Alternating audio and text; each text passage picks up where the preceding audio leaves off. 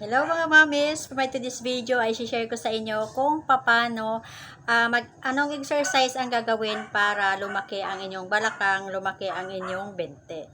Watch nyo po yung video kung ito mga mamis. Ito ay sa akin lang pong experience sa sarili ko. Exercise na kung saan yung mga gustong sumiksi, ito lang ang exercise nyo araw-araw. 16 ng back and forth na yung paa nyo ay ganyan-ganyan nyo.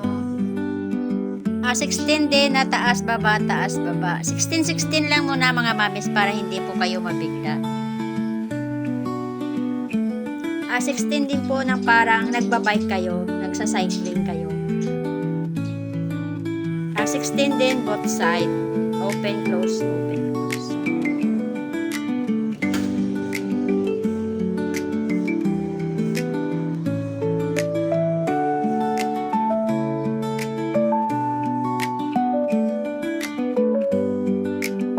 Ito mga mamis ay para doon na sa mga kayang itaas yung kanilang mga puwet. Pag hindi, ay wag naman ninyong pilitin. Ito ay para sa mga gustong sumiksi, gustong lumit yung bilbil, gustong lumaki yung baywang, at gusto lumaki yung mga binti. Ito naman mga mamis, exercise na ganito ay pampalaki ng puwet. Yung likod ng inyong puwet. Kasi minsan, ang puwet natin pag tayo tumatanda, pag hindi ka talaga sexy, ay parang pantay siya. So, sa ganitong exercise, ay magkakaroon ka ng parang korte o umusbong ang inyong likod ng puwet. At try nyo ito mga mamis, talagang napakaganda, napakabilis ng effective niya. Ako dati ay walang akong puwet, pantay lang. Kasi pag tayo nagkakaedad nga, ay nawawala na po yung ating puwet o pumapantay na doon medyo sa likod. Pero pa sa ganitong exercise ay magkakaroon po ulit ng ugis at uusbong ulit ang inyong puwet. Sa pagsusumba kasi parang sayaw yun, parang ang daming gumagalaw sa katawan mo.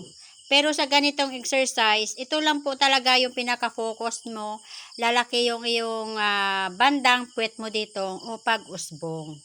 Kaya kung yung mga gustong ganun ang mangyayari sa katawan nila, ay ganito exercise lang ang gawin nyo.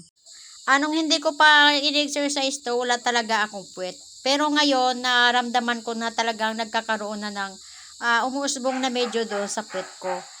Bumili pa ako ng pante na may foam. Nako, ito lang pala mga mamis ang sekreto sa magandang katawan. At isang basong tubig sa umaga. Pagkagising, pagkatapos mag-toothbrush, inom isang basong tubig. Napakaganda mga mamis to sa inyong kalusugan. Itong kasama ko dito mga mamis, araw-araw ay umiinom siya ng barley. Pinopromote niya po yung barley. Maganda po yung barley dahil nakikita ko sa kanya, siya ay healthy at saka maganda po yung kanyang mga mukha, yung kutis.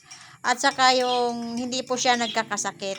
Matagal na kami dito magkasama ay hindi siya nagkakasakit. Tulad ko rin, hindi rin po ako nagkakasakit. So, nasa inyo mami, either kung sino po gayahin niyo sa amin dalawa, pwede kayo uminom ng barley at pwede rin po kayo uminom ng tubig lamang.